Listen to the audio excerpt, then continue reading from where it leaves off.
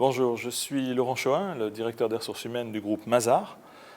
Mazars est une société d'origine française, mais désormais totalement internationale, implantée dans 72 pays, avec 14 000 collaborateurs.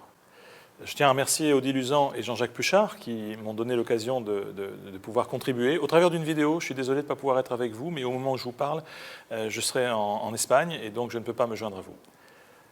L'objet de notre discussion, c'est la génération Y et son impact dans l'entreprise et sur le management.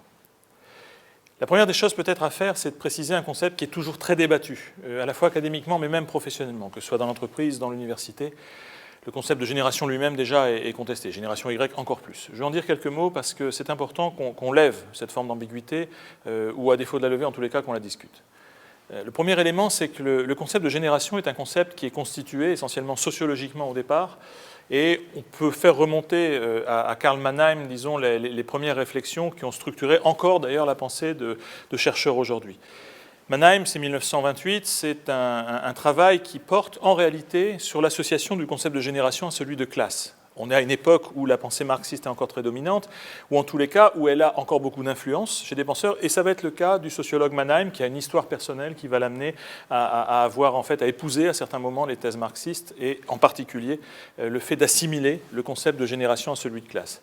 Quelle est l'idée essentielle derrière? Ça consiste à dire que, comme pour une classe, nous ne sommes pas dans quelque chose qui est consciemment constitué. Pour le dire autrement, les gens n'adhèrent pas à une génération comme ils n'adhèrent pas à une classe. Vous en relevez, vous y appartenez, mais en réalité, il n'y a pas de choix conscient d'y appartenir. Donc, la nécessité pour comprendre la réflexion de Mannheim, c'est d'accepter cette idée, c'est un postulat très discutable, mais que les générations peuvent être assimilables à des classes, ce qui signifie aussi que on fait tomber une réfutation très courante sur la question de génération, qui est de dire, mais en fait, il n'y a pas de génération. Il y a trop de dissemblances à l'intérieur, trop de disparités à l'intérieur d'une génération pour qu'on puisse en parler comme étant un concept académiquement valable. La réalité, c'est que si on accepte le point de vue de Mannheim, qui consiste à dire que nous sommes dans une réflexion de type sociologique et orientée sur la notion de classe, alors on peut comprendre aussi la raison pour laquelle la génération Y est aujourd'hui en fait assimilée à la pensée d'une sous-classe de cette génération Y. C'est-à-dire une génération qui serait très éduquée, avec des moyens d'accès à la technologie remarquables. Et vous voyez, immédiatement, on voit bien que ce n'est pas le cas. Dans beaucoup de pays non encore développés, il n'y a même pas d'accès à l'Internet. Mais nous savons aussi qu'à l'inverse, la tendance mondiale est celle-là, et qu'à l'intérieur de ça, donc, il y a une sous-classe qui ne cherche pas d'ailleurs à incorporer les autres, mais qui est en train de définir, d'influencer finalement la pensée d'une génération complète. Ça, c'est le premier élément. Mannheim a eu énormément de successeurs, il y a énormément de textes, je vous renvoie à Nobel et Cheveux par exemple, qui sont des gens qui ont beaucoup réfléchi là-dessus, et plus spécifiquement, sur la génération Y, je vais vous citer deux références qui pour moi, en tous les cas, m'ont permis de passer à une opinion, qui était l'opinion que partagent certains, qu'il n'y a pas de génération Y, qu'on a connu des générations anciennes qui étaient bien plus révolutionnaires, bien plus agressives vis-à-vis de la société que celle-là. Et pourtant, voilà, cette opinion que j'avais avant, j'en ai changé. Pour faire simple, j'ai coutume de dire qu'avant j'avais une opinion et désormais j'ai une analyse. Alors cette analyse, elle est forgée autour de deux choses. Il y a eu, essentiellement autour des travaux de Jean Twenge, une série d'approches de la génération Y comme génération fondamentalement constituée, avec ses traits, et d'ailleurs je reviens là-dessus, les travaux de Twenge, mais comme les autres travaux portant sur la génération Y, en réalité essaient de nous décrire des sortes d'attributs généraux de la génération Y. C'est-à-dire qu'en fait, ils se comporteraient tous pareil, on aurait tous finalement une même approche de ces gens-là. C'est pour ça aussi que, et d'ailleurs Twenge elle-même a beaucoup évolué, je dis Twenge, mais bien sûr il y a Campbell, il y a d'autres chercheurs derrière, mais disons Jean Twenge est assez symbolique de ce courant de réflexion.